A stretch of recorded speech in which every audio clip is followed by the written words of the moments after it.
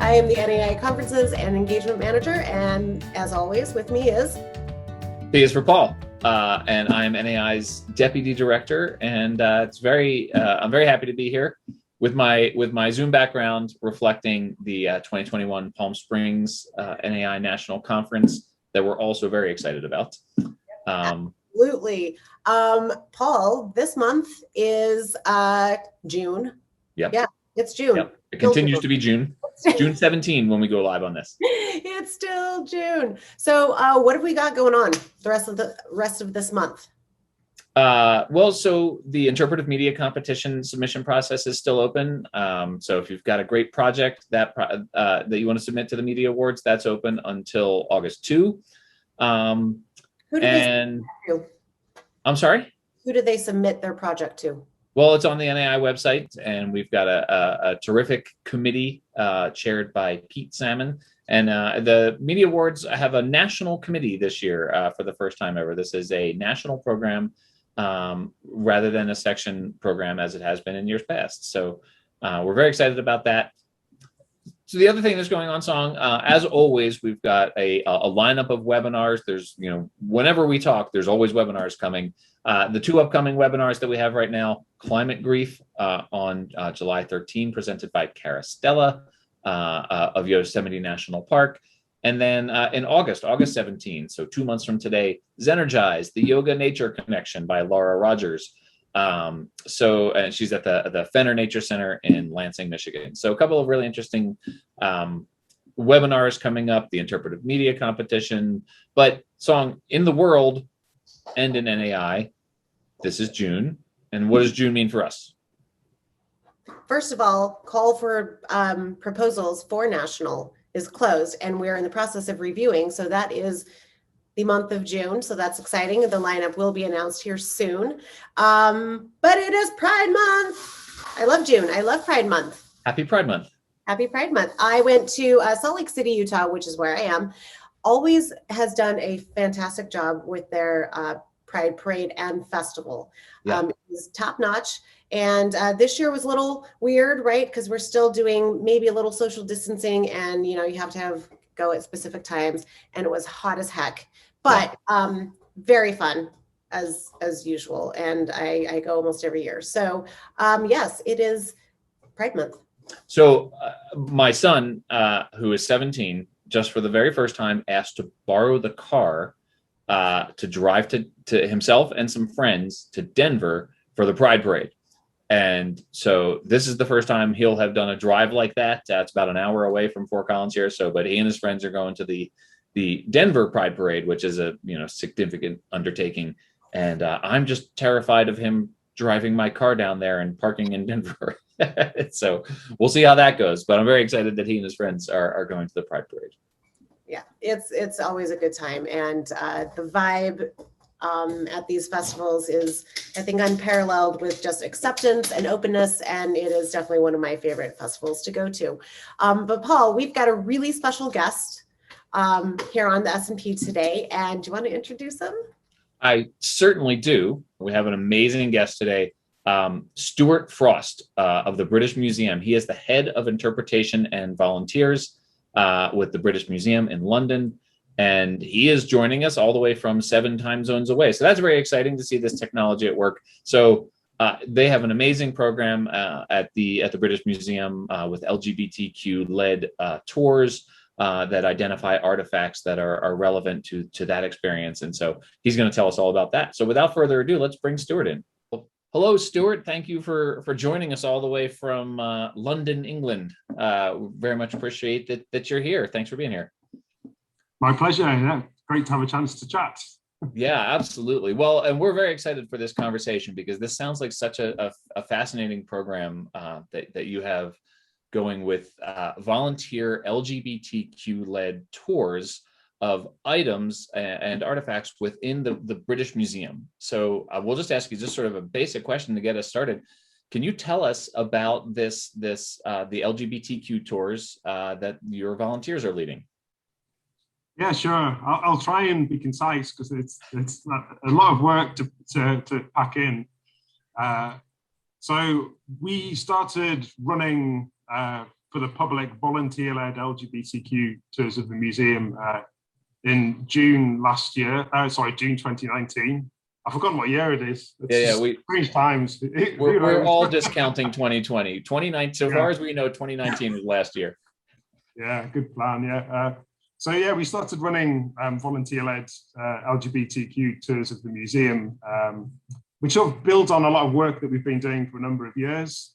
So in 2017, we had an exhibition and a trail around the museum, which was called Desire of Identity, Exploring LGBTQ Histories. And it's sort of a really wide-ranging exhibition. It sort of went from deep history to the present day. It was global in scope, so took a really wide-ranging look at LGBTQ histories and lives. And that exhibition in 2017 was programmed to coincide with the 50th anniversary of the partial decriminalisation of homosexuality in England and Wales. So 2017 was a big year in the UK. There was lots of programming going on, and that exhibition and trail was part of our programming to mark that anniversary. But we were really keen that the exhibition itself didn't just come and go, but it was a catalyst to do more work and to keep conversations going, to keep research happening, to keep community dialogue going. And so, yeah, that's at that point in 2017, we started work on developing these tours, and we used some of the work from the exhibition to develop a script as a starting point to develop the tours. And then we basically did a call out to our existing volunteers. Like we've got about 550 volunteers in the museum, and we sort of did a call out and said who'd like to be involved in helping develop the new LGBTQ tour of the museum. And then we had a great response to that from the volunteers. And we also did a wider call out to the public through a blog, and we got new people involved who wanted to support that. So that's basically where it all began.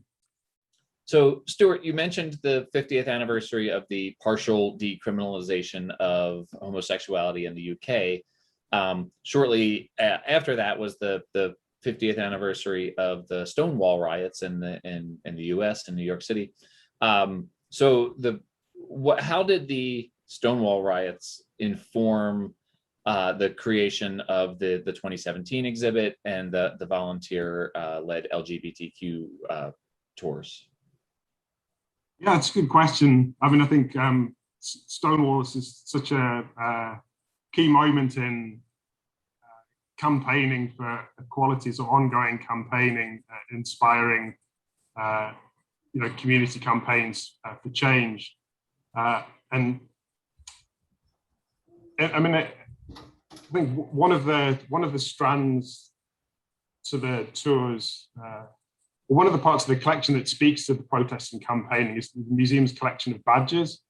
And I know everyone thinks about the British Museum. They probably think about ancient Egyptian exhibits and Roman emperors and Greek sculptures. But we have this incredible collection of coined medals and campaign badges. And there are about 500 LGBTQ campaign badges in the museum's collection. And they go like from way back to the early campaign. So they're sort of first marches that were inspired by Stonewall. And every year, I think probably from 1970 onwards, we've got badges that relate to different campaigns. And you can sort of see how the campaigns for equality change and develop over time. So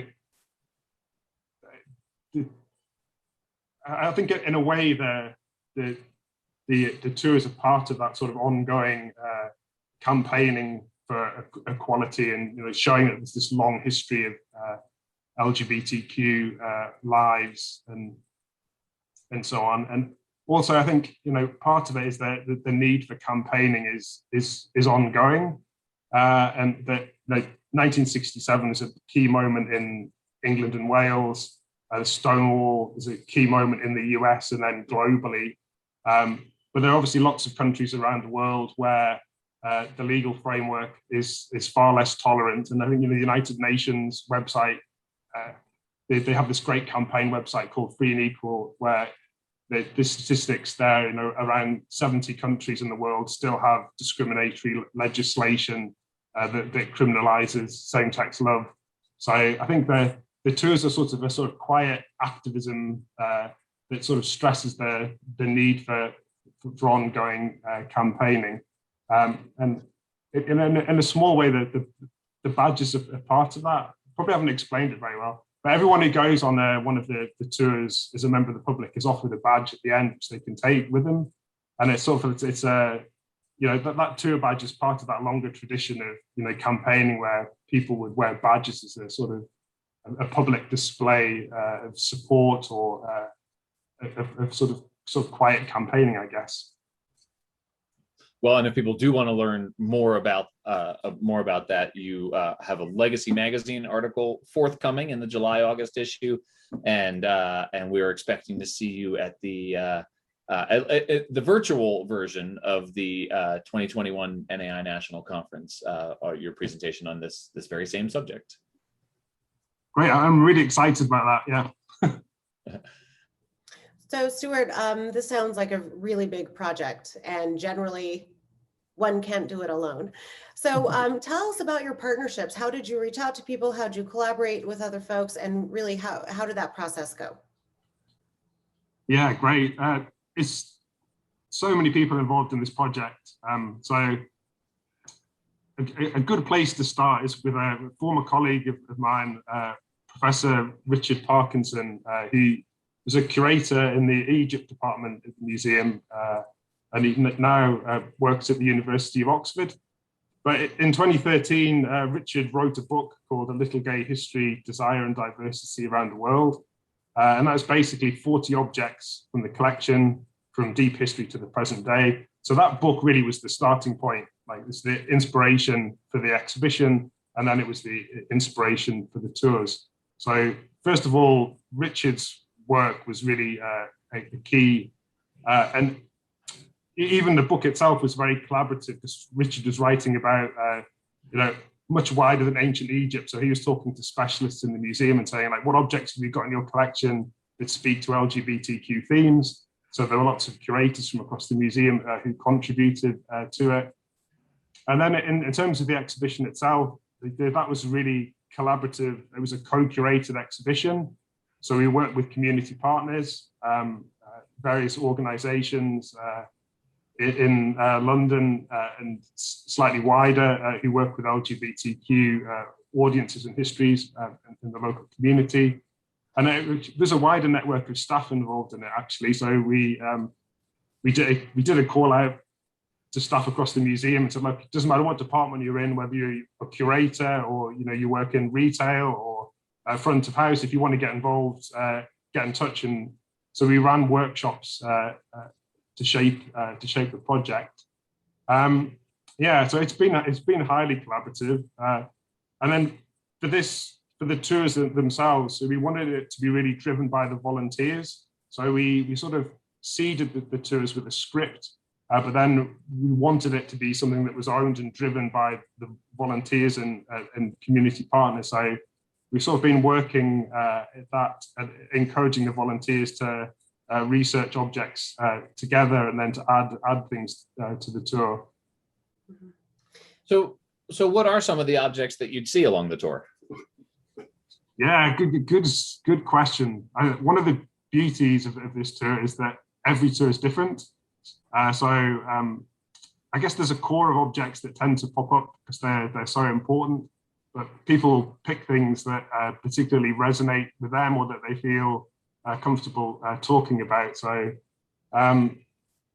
yeah, one of the key pieces, one of my favorite pieces, I guess, is a Roman silver cup called the Warren Cup. So it's about 15 centimeters high, something like that. Holds a fair amount of wine, actually. So I think if you were drinking from it, you'd probably get drunk quite quickly. And it's basically decorated with two scenes of male lovers, and it's sort of exquisite craftsmanship, because the scenes have sort of been hammered into the silver sort of from the inside out. Yeah, and that's a really key object, really, because it sort of exemplifies how museums' attitudes to sort of LGBTQ histories have changed. So the museum acquired that cup in 1999, and for a large part of its sort of 20th century history, it was too challenging, you know, for the social norms, I guess. Yeah, it couldn't really be displayed. And when the person that owned it died in 1928, they couldn't find a buyer for the cup. So like, it was sent to the United States. I think the Metropolitan Museum of Art in New York was interested in buying it, but I was turned back by customs, by US Customs. And yeah, the British Museum had the chance to buy it in the 1950s, but didn't feel like it could buy the cup at that point. So yeah, for a large part of its history, it's, you know, been too challenging to display. But then in 1999, the museum acquired it. It's been on public display ever since, and you know, it's a sort of really significant object, and a really rare survival, because, you know, silver cups generally were sort of melted down and reused. So it's sort of a very rare object. So yeah, that's one example. And I guess probably my favorite objects on the tour, well, they sort of change on a day-by-day basis, but there's a pair of chocolate cups which belong to two ladies known as the Ladies of Llangollen, who set up home together in North Wales. So they sort of run away together in the 1780s to sort of escape being forced into marriage. And they set up home together, and they sort of have a very romantic lifestyle for 50 years, living very happily their life of their choice. I really like those. It's just quite, you know, domestic story of two people who are devoted to each other. It's a really nice, really nice story. That's amazing. You mentioned challenging social norms and you know, shifting in the way people think. Did you have any resistance trying to get this curated exhibit into your museum? Did you have any resistance from the community or, you know, government, and what was that process? Yeah, that's a good question. Generally speaking, I mean, like, the overwhelming response to it was very positive. So I think that institutionally, Richard's book was really helpful, because it was published by the British Museum in 2013, and it was very successful, and it won awards. So I think that definitely, Richard's work helped open the door, because it was, you know, like, here's this book. It hasn't been, you know, controversial. It's been very popular. It's sold lots of copies. So the book was really, really helpful. And then, yeah, I think most of the objects that feature in the tour, I mean, like, they're all sort of quite mainstream history in a way. There's the busts of the Roman Emperor Hadrian and his lover Antinous, for example. And it's not controversial history. It's just history that was left out of the record, if you like. You know, in the 19th and early 20th century, it wasn't really talked about, but it's sort of big mainstream history in a way. And, like, you know, Antinous' face was reproduced across the Roman Empire after his death, you know, because of Hadrian's, you know, I guess, adoration for him. So yeah, generally, no, it wasn't particularly controversial. It was pretty well received. So how long has this exhibit been open? And you know, obviously with COVID and travel restrictions lifting now, how can I come to that museum? So yeah, the museum is now open. Opened on the 17th of May. So that's happy times. It's great to see people walking through the door again. And in terms of accessing the content, there are different ways of doing that. So the 2017 exhibition was temporary, so that's sadly no longer here.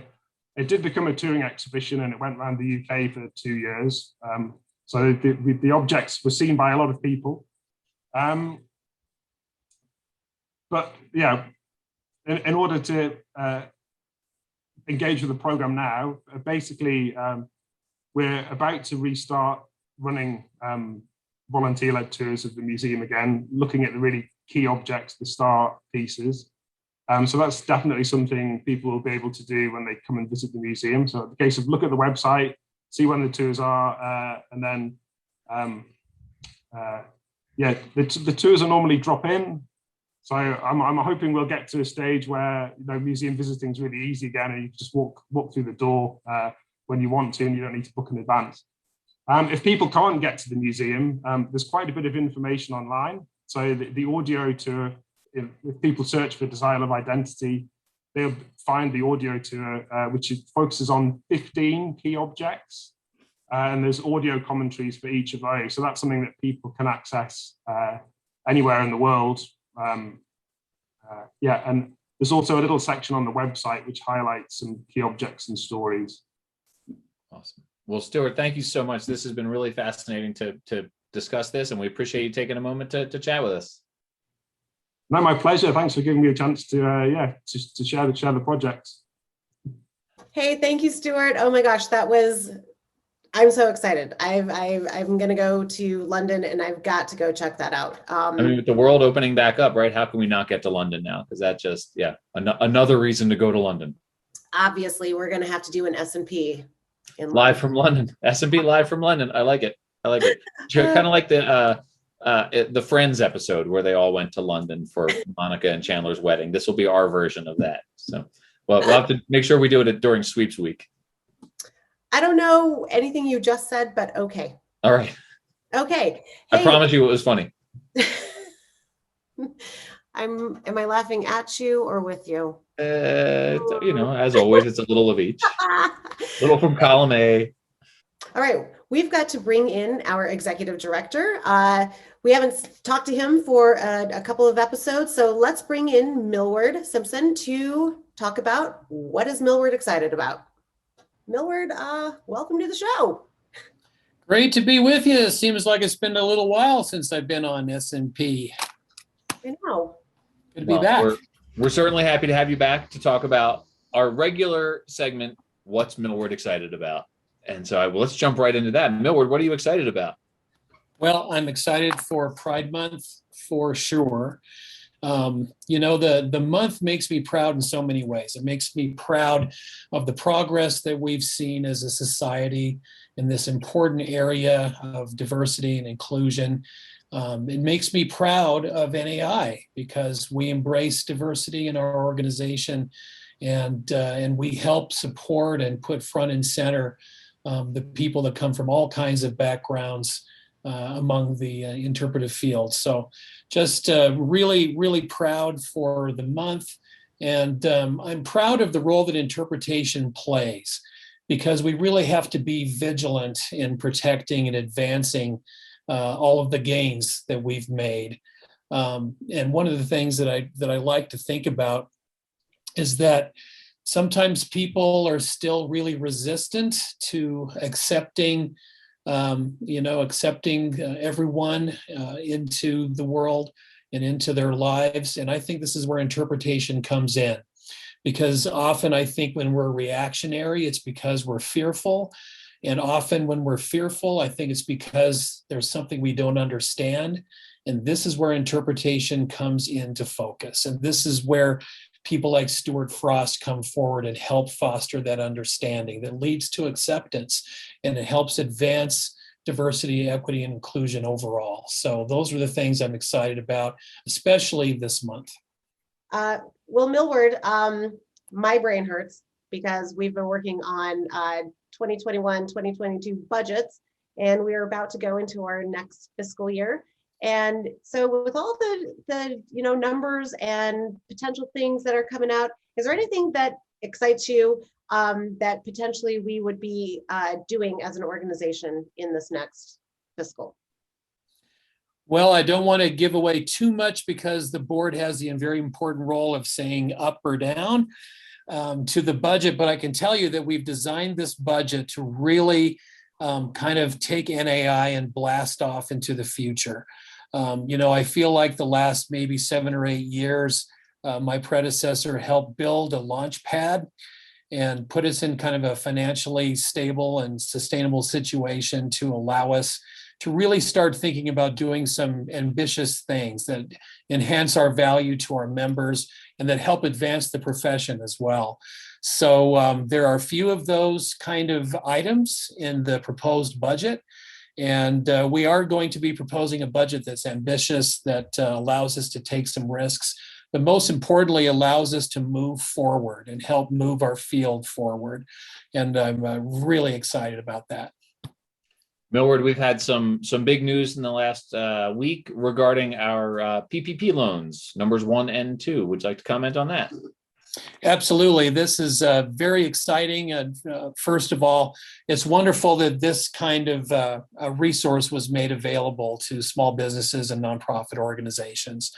And the good news is that we were successfully asked for full forgiveness of our first PPP loan, the one that my predecessor was successful in applying for last year. And that's going to help us a lot because it takes away a lot of the guesswork. We now know that that is resources that we don't have to pay back. And so that helps us, have some assurance and some stability going forward. Really excited that we were successful in what's called a second draw PPP loan. We just found out last week that we successfully applied. And that's really important because it helps us as an organization by providing these resources, but it helps us in turn provide resources to the field. So really, really good news. And eventually when we have an opportunity, we'll apply for forgiveness of that second draw loan as well. So yeah, it was a big week financially for NAI. So Millward, you are our fearless leader, executive director of NAI, and also Guy Fieri lookalike. Not only are you our executive director, but you're also a family man and you love the great outdoors, and you are going on a family vacation. Tell us a little bit about that. Well, I'm really excited that Paul Caputo will be basically functioning as interim again while I'm gone and have all those extra responsibilities, which I'm just so happy to put upon his very capable shoulders. Paul Caputo's reign of terror begins again. Thanks. But no, this is basically just a getaway to kind of decompress. And my wife is a professional educator, and she's had a really challenging year. Where she teaches was one of the places where they didn't cancel school. So she had an entire year in person in the classroom, and that brought a lot of challenges and kinds of anxieties and concerns of its own. So I'm most excited that we're going to get away to the sandy beaches of Cabo San Lucas and Cancun, mostly to celebrate this really challenging year that she had. And obviously it's important to charge your batteries, and this will be a chance for me to do that too. So yeah, excited. Send us a postcard. Shall. Of course I shall. All right, so Millward, you're on vacation, you're kicking back, you're relaxing. Maybe you have a beverage in your hand. What is playing on the radio in the background? Well, does it give away too much of my generation to say maybe Jimmy Buffett, Margaritaville? It is what it is. It's fair. That's probably one. Very good. Don't stop at a pop top. Well, I think those your anymore. vacation, it's fair to say your vacation is one of the things that Millward is excited about. So Millward, thanks as always. And that'll take us out on this episode of S&P. We'll see you next time. We'll see you in July. Sounds great.